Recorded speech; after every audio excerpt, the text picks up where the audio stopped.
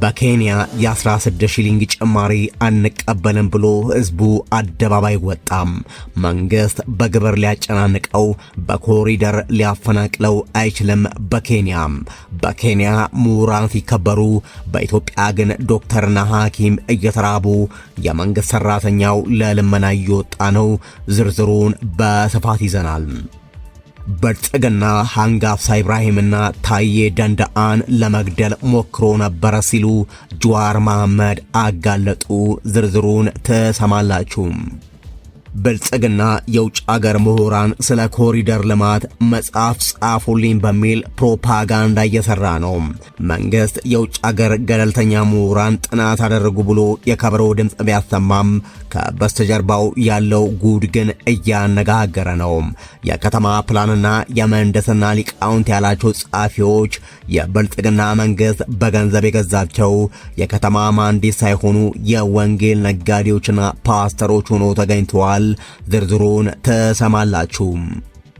ጤና ይስጥልን። ከሸገር ቲዩብ የሳቱ መረጃዎች ቀጥሎ ይቀርባሉ።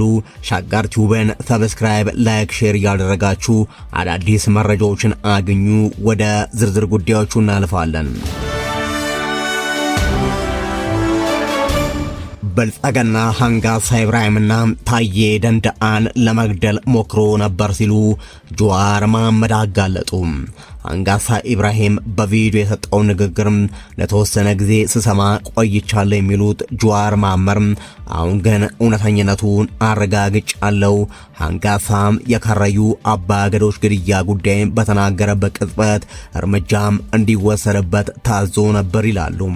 ሙያዲን የተባለውና ለአንጋሳም ጠባቂ እንዲሆን የተመደበው ፖሊስ አንጋሳን እንዲመተው ጠይቀውት እምቢ አለም። ልጁ ሚስጥር ያወጣል ብለው በመጠራጠር ገደሉት።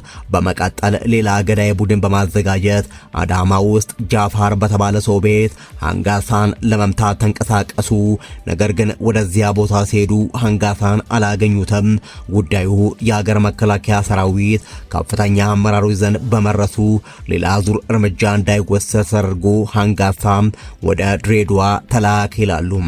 በተመሳሳይ ሁኔታም ታዬ ደንደአም 3 ጊዜም ከግድያ ሙከራ ማምለጣቸውን ማወቅ ችያለሁ። ግድያውን ያከሸፉ ሰዎች አንዳንዶቹ ታስረው፣ አንዳንዶቹ ከስራ ተባረዋል። ዝርዝሩን ወደፊት አቀርብላችኋለሁ። በታዬና በአንጋሳ ላይ የግድያ እርምጃ እንዲወሰድ ትዕዛዝ ያስተላለፉ አራርሳ መርዳሳና አበበ ገረሱ ነበሩ። በኦሮሚያ ውስጥ የማፊያ መዋቅሩ እየፈጸመ ያለውን የሽብር ተግባር ከሁላችንም በፊት ነክተው ማጋለጥ የጀመሩት አንጋሳና ታዬ ደንደአ መሆናቸውን እውነትነት መመስከር አስፈላጊ ነው ሲሉ አቶ ጀዋር መሐመድ አብራርተዋል። የኬንያውያን አነገዛም ባይነትና የኢትዮጵያውያን ዝምታም እያነጋገረ ነው። በኬንያ ምድር የነዳጅ ዋጋ ላይ የ16 ሺሊንግ ጭማሪ ሲታወጅ ህዝቡ ስለ ኢራን ጦርነትና ዓለም አቀፍ ቀውስ እኛን አይመለከተንም፣ ኑሯችን ላይ ተጨማሪ ሸክም አንሸከምም በማለት በአንድ ድምፅ አደባባይ ወጥቶ እያናወጠ ነው ሀገሪቱን። የኬንያ መንግስት ለማባበልና ለማስተዛዘን እየሞከረም ከ3 ወራት በኋላ ታሪፉን ቢጨመረም ህዝቡ ግን አንሰማም በማለት መብቱን አሳልፎ ላለመስጠት ቆርጦ ተነስቷል። ይህ ጀግና ህዝብ በዓለም አቀፍ ደረጃ የዋጋ ጭማሪ ቢኖር እንኳን መንግስት የዋጋ ጭማሪን እንዳያለማምድና ጥቅሙን እንዳይነካው ከስር መብቱን ያስከብራል። ለኬንያውያን ከህዝብ ጥቅም የሚበልጥ ምንም ነገር የለም። በከፍተኛ ግብር ህዝቡን የሚያጨናንቅ የኮሪደር ልማት በሚል ሰበብ ዜጎችን ያለመጠለያ የሚያስቀር ወይም ችግኝ ለመትከል በሚል ህዝብን የሚያፈናቅል ማፊያ በዛ የለም። ህዝቡ ከስርዓቱ በላይ ይገዝፋል። የነበረውን አሳጥቶ መመገቢያ ጣቢያ የሚከፍትለት በ3 ኪሎ ዱቄትና በ2 ሊትር ዘይት እርዳታ የሚመጻደቅበት ባለስልጣንም በኬንያ ምድር አይገኝም። ህዝቡ ይደመጣል እንጂ የሹማምንት መታለቂያ አይሆንም። ኬንያውያን ለመብታቸውና ለጥቅማቸው ሟቾች ናቸው። መብታቸው ተጥሶ ዝም ብለው የሚያለቃቅሱ የተጫነባቸውን ሁሉ በጸጋ ተቀብለው እየተሸከሙ የሚተክዙ ህዝቦች አይደሉም። በኬንያ የሳንቲም ጨማሪ ሀገሪቱን ያናውጣል። በዚያ ምድር የመንግስት ሰራተኛ ባለመኪና የሚሆንበትና የሰንደላቀቀ ሕይወት የሚኖርበት እድል አለው። የተማረ ሰው በኬንያ ይከበራል። በአንጻሩ ግን በብልጽግና ኢትዮጵያ ውስጥ ዶክተርና ሐኪም ይራባል። የተማረ ማህበረሰብ በባለስልጣናት ይሰደባል። የመንግስት ሰራተኛው ኑሮን ማሸነፍ አቅቶት ለልመና ይወጣል። በኬንያ የ15 ብር የነዳጅ ጭማሪ ሀገር ሲያናውጥ፣ በኢትዮጵያ በየወሩ ነዳጅ እየጨመረ ህዝብ ሲሰቃይ ተጠያቂነት የለም። የሚያስገርመውና የሚያሳዝነው ግን የታሪክ መጣረስ ነው። ትናንት ነጭ ወራሪን በክንዱ አቅሞ ተዋግቶ ያሸነፈው ለአፍሪካ ነጻነት ተምሳሌት የሆነው ታላቁ የኢትዮጵያ ህዝብ ዛሬ ከነጭ ወራሪ በባሱ ጥቁር ፋሺስቶች ሲገደል፣ ከመኖሪያ ቀየው ሲፈናቀልም፣ 98 ቢሊዮን ብር በባለስልጣናት ሲዘረፍና በኑሮ ውድነት ሲያር ዝምታ መምረጡ እጅግ ያስደንቃል።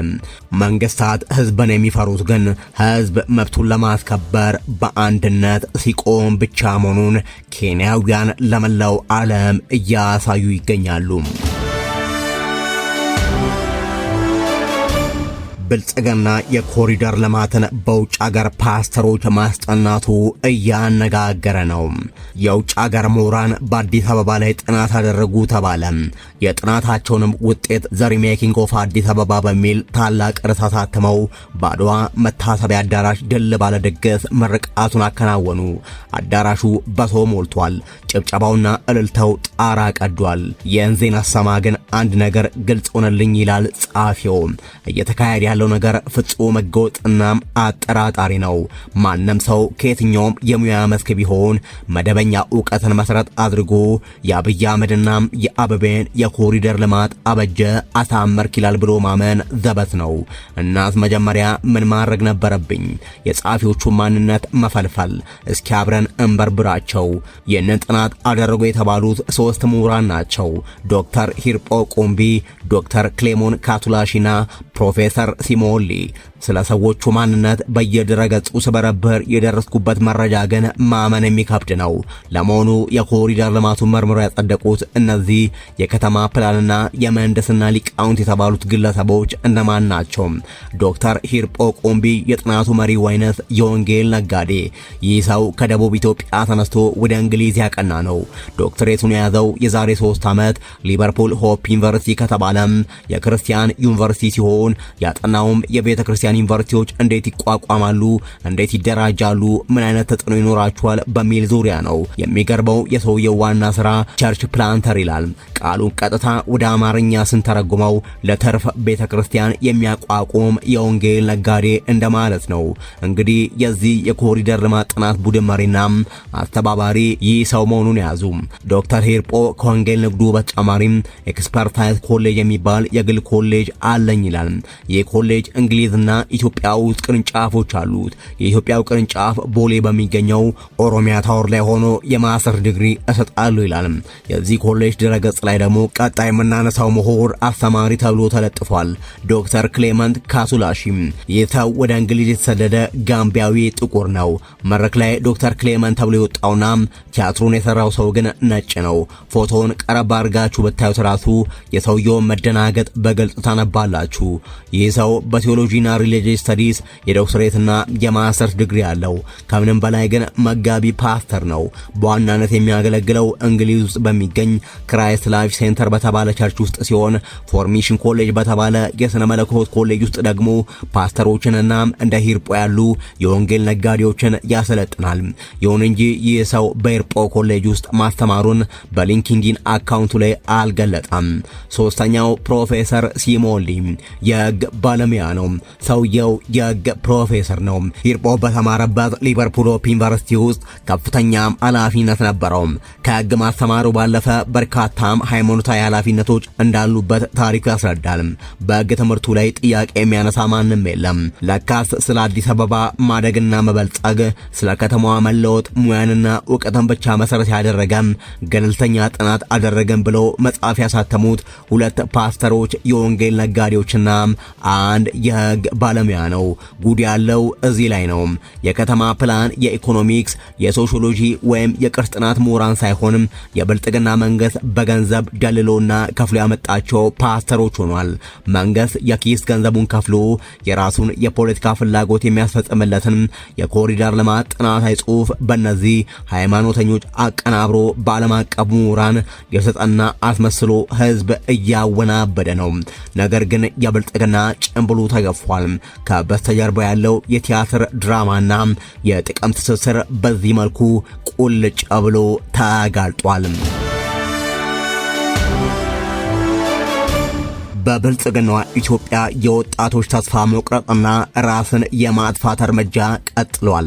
በነቀምቴ ከተማ የኮሌጅ መፈተኛ ገንዘብ በማጣቷም ራሷን ያጠፋችው ወጣት ጉዳይ ድንጋጤ ፈጥሯል። ሂንሰኔ ተፈሪ ትባላለች። የ22 ዓመት ወጣትና በነቀምት ከተማ ኗሪ ነበረች። ሂንሰኔ ተፈሪ በልጅነቷ በትምህርት ጉብዝና የምትደነቅ እንደነበረች አብሮ አደጎቿና አብሮት የተማሩ ጓደኞቿ ይናገራሉ። ሂንሰኔ በዚህ ትምህርት ጉዞ ጠንካራ ብትሆንም ወደ ከፍተኛ ትምህርት ተቋም ለመግባት ባይሳካላትም በ2014 በነቀምቴ ከተማ በሚገኝ ኮሌጅ የጤና ትምህርት ለመማር እድል አግኝታም በነርሲንግ የትምህርት ደረጃ ትምህርቷን ስትከታተል ቆይታለች። በጤና ኮሌጅ በትምህርቷ ጎበዝና ታታሪ እንደሆነች መምህራኖቿና ጓደኞቿ ይናገራሉ። ሂንሰኔ በዚህ ዓመት 2018 ዓመተ ምህረት የአራተኛ ዓመት የጤና ነርሲንግ ትምህርት ለማጠናቀቅና ለመመረቅ የመጨረሻም የመውጫ ፈተና ለመፈተንም ዝግጅት ላይ ነበረች።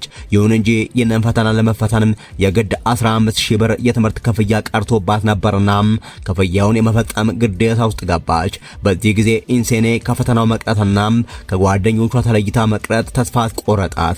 ይህ ነገር ሂንሰኔ ራሷን ለማጥፋት መወሰንን እንደ አማራጭ መረጠች። እጅግ የሚያሳዝነው ይህንን እርምጃ ለመውሰድ ስትነሳሳም ቤተሰቦች፣ ጓደኞች፣ መምህራንና የትምህርት ቤቱ አመራሮች አለማወቃቸው ነው። ሂንሰኔ እሁድ ግንቦት 9 በነቀምቴ 02 ቀበሌ በተከራየችበት ቤት ራሷን የማጥፋት ድርጊት ስትፈጸም በነቀምቴ ከተማ እጅግ ከባድ ሐዘን ፈጥሯል። የነቀምቴ ከተማ አስተዳደር ፖሊስ ዋና መምሪያ የወንጀል ምርመራ ዋና ክፍል ኃላፊ ኢንስፔክተር ፕሮምሳ ጥቄሳ እንደገለጹት የወጣቷ አሟሟት አሁን ካለው መረጃ ጋር ተያይዞ ሰፊ ምርመራም እየተደረገ ሲሆን በተለየ ሁኔታም ወደፊት የሚገኘው የምርመራ ውጤት ተከትሎ ያለውን ሁኔታም እንደሚያሳውቁ ገልጿል። ነገር ግን የወጣቶች ራሳቸው ማጥፋት በብልጽግናው ዘመን አዲስ አይደለም። ይሰደዳል። ተስፋ ያጣው ደግሞ በእንደዚህ መልኩ ራሱን ያጠፋል። ወላጆችን በማዳየትና በማፈናቀል የሚታወቀው መንግስት ወጣቶችን ደግሞ በዚህ መልኩ ተስፋ እያስቆረጠም ይገኛል። ከሸገር ቲዩብ ለሳቱ ያዘጋጀናቸው መረጃዎቻችን እነዚህ ነበሩ። ሸገር ቲዩብን ሰብስክራይብ፣ ላይክ፣ ሼር በማድረግ አዳዲስ መረጃዎችን አግኙ። በያላችሁበት መልካም ቀን